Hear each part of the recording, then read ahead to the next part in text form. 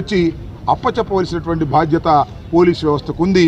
ఇది మేము మీ ద్వారా పోలీస్ వ్యవస్థకు చెప్తున్నాం. అదేవిధంగా ఇవాళ అడిషనల్ ఎస్పీ గారిని కలిసి కూడా వారందరూ కూడా రిప్రజెంటేషన్ ఇచ్చారు. దాన్ని కేసు రిజిస్టర్ చేయాలని కూడా ఈ సందర్భంగా నేను కోరుతున్నాను.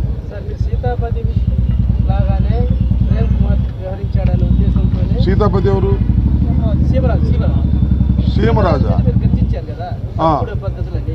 అదే పద్ధతిలో ప్రేమ్ కుమార్ కూడా చేశాడని ఆరోపణ మీదనే పోలీసులు తీసుకెళ్లారనేది మాకున్న సమాచారం. మీరేమంటారు? మీకున్న సమాచారం ఉందా? ఆ చీమరాజు ఏం చేయరా? మా సోషల్ మీడియాలో లేకపోతే పోస్ట్ పెడితే మావాడిని చేస్తారా? చెప్పండి, అది కూడా తెలియాలి కదా. చీమరాజు అమ్మ, చీమరాజు మరి ఆ సీమరాజు మరి ఆయన మాత్రం రక్షణ ఉంటారు పోలీసులకి. మీకున్న సమాచారం అదేనా? నాకు తెలియదు. మీకున్న సమాచారం అదైతే, అది నిజమైతే నా సమాధానం ఇది. చీమరాజును మాత్రం ఏమీ చేయరు, మా వాళ్ళు మాత్రం తీసుకెళ్ళి లోపలేసి అర్ధరాత్రి పూట తీసుకెళ్తారు. మరి చీమరాజును కూడా తీసుకెళ్ళవచ్చు కదా అర్ధరాత్రి. ఆయన సంస్కృతం మాట్లాడుతున్నాడు కదా, చూసారా మీరు? ఆ సీమరాజు సంస్కృతం మాట్లాడుతున్నాడు, పచ్చి బూతులే. అది మాత్రం వినసొంపుగా ఉంది. ఎవరికయ్యా? లోకేష్ గారికి. ఆయనకి వినసొంపుగా ఉంది, రాగం బాగుంది ఆయనకి. చీమరాజు గారు మాట్లాడే బూతులు నేను చెప్పా కదా, మీకు గుర్తుందిగా. చీమరాజు అంటే లోకేష్ గారు సృష్టించిన రోబో. ఆయన దగ్గర ఉండదు బటన్ అంతా కూడా.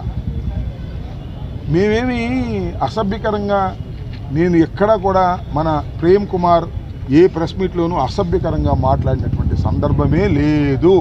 I'm sure about that. Social మీడియాలో కండవా వేసుకున్నా, లేకపోతే సోషల్ మీడియాలో ఇంకోటి వేసుకున్నా అసభ్యకరంగా ఆయన మాట్లాడలేదు. ప్రభుత్వాన్ని విమర్శిస్తే విమర్శించి ఉండవచ్చు. నేను విమర్శిస్తున్నా కదా రోజు, లోకేష్ని విమర్శిస్తున్నా కదా నేను. ఏ రాజకీయాలు విమర్శ చేయకూడదా? విమర్శ చేస్తే ఊరుకోరా? లాఠీలు పెట్టి కొడతారా? అర్ధరాత్రి తలుపులు పాల్గొట్టి తీసుకెళ్తారా భార్య బిడ్డల దగ్గర నుంచి? రాజకీయాల్లో విమర్శలు చేయరా అని అడుగుతున్నా. విమర్శ చేయడం నేరమా? నేరం అయితే చెప్పు నేరం అని చెప్పి తీసుకెళ్ళు. రాత్రిపూట దొంగతనంగా రావాల్సిన అవసరం పోలీసులకి ఎందుకు? లైట్లు ఆర్పేస్తారా? ఏం దారుణం అయ్యా లోకేష్, నాకు అర్థం కాలేదు. శాశ్వతంగా ఉంటావా అధికారంలో? నువ్వు మీ నాన్నగారు శాశ్వతంగా మీరే పీఠం వేసి కూర్చున్నారేంటి? పీఠం వేసి కూర్చున్నారు. బ్రిటిష్ వాళ్ళే పారిపోయారయ్యా హెరాస్మెంట్ చేస్తే. మీరు హెరాస్మెంట్ చేస్తే ఊరుకుంటారు జనం?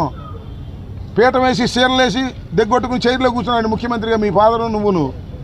శాశ్వతంగా ఉంటారా చెప్పండి? జగన్మోహన్ రెడ్డి గారికి 52 సంవత్సరాల వయసు, అర్థమైందా? మేమేదో ముసలం అయిపోతే అయిపోవచ్చు.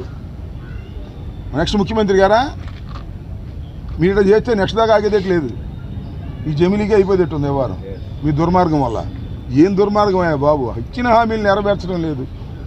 అరే రైతుకు గిట్టుబాటు ధర లేక అలువ లక్షణ రోడ్డు మీద పడి ఇబ్బంది పడుతుంటే దాని గురించి మాట్లాడే పని లేదు. మా ప్రేమ్ కుమార్ని మాత్రం అర్ధరాత్రి కూడా ఎత్తుకెళ్ళిపోతారు తలుపులు బగలు కొట్టి. నెంబర్ లేదు ప్లేట్కి, కారుకి. ఏమనుకోవాలి చెప్పండి? మీ ఇంటో, నేను ఒకటే మా ఇంటో లేదు మీ ఇంటో అర్ధరాత్రి ఇప్పుడు వచ్చి తలుపులు బగలు కొట్టి మనిషిని తీసుకెళ్లారంటే ఏంటి? ఈ సమాజం ఉండటం లేదా చెప్పండి నాకు ప్లీజ్. వినే ప్రతిభాలను అడుగుతా ఉన్నా, చెప్పాలిగా సమాచారం పోలీసులు అయితే. ఏంటి దారుణం? ఆటవిక సమాజంలో ఉన్నాము మనం? చట్టబద్ధమైన సమాజంలో ఉన్నామా? అంబేద్కర్ రాసిన రాజ్యాంగాన్ని పక్కన పెట్టేసి మన లోకేష్ గారు రాసిన ఎర్ర బుక్కు రాజ్యాంగాన్ని అమలు చేస్తున్నట్టేగా పోలీసులు. తప్పుది. మీరు చట్టబద్ధతలో ఉన్నటువంటి పోలీసు వ్యవస్థ మీది. మీకు ప్రభుత్వం ఉద్యోగాలకు ఇచ్చింది, మీకు శాలరీస్ ఇస్తుంది. ఆయన ఎవరైతే పట్టుకెళ్తాం నేను చూసా. వదిలిపెడతాం మేము అర్ధరాత్రి ఇప్పుడు వచ్చి పట్టుకెళ్తాం. దానిలో సోషల్ మీడియాలో ఉంది చూడండి, నేను నా ట్విట్టర్లో కూడా ఉంది. వదిలిపెడతాం మేము? ఎక్కడ పోతారు? మాది ఒక రాజకీయ పార్టీ అయ్యా, ఇవాళ బుట్టి రేపు పోయే పార్టీ కాదు. మాది ఒక రాజకీయ పార్టీ, గుర్తుపెట్టుకోమని మనం చేస్తున్నా. కాబట్టి ధర్మాధర్మాలు లేకోకుండా వ్యవహరిస్తున్నటువంటి లోకేష్ నాయకత్వంలో ఉన్నటువంటి ఒక గూండా లాంటి పోలీస్ ఆఫీసర్ల వ్యవస్థ. గూండాల్లా ఉన్నారు పోలీస్ వ్యవస్థలో. ఎవరిని పిక్ చేస్తున్నారంట ఐపీఎస్ ఆఫీసర్ని, రిటైర్డ్ ఐపీఎస్ ఆఫీసర్ని, 4-3 రోజు వాళ్ళతో సంభాషణ. వాడిని కొట్టురా, వీడిని కొట్టురా, వాడిని కొట్టు, వీడిని కొట్టు. ఒక షాడో గూండా సామ్రాజ్యంలాగా నడుస్తూ ఉంది లోకేష్ గారి నాయకత్వంలో. ఆయన హెడ్.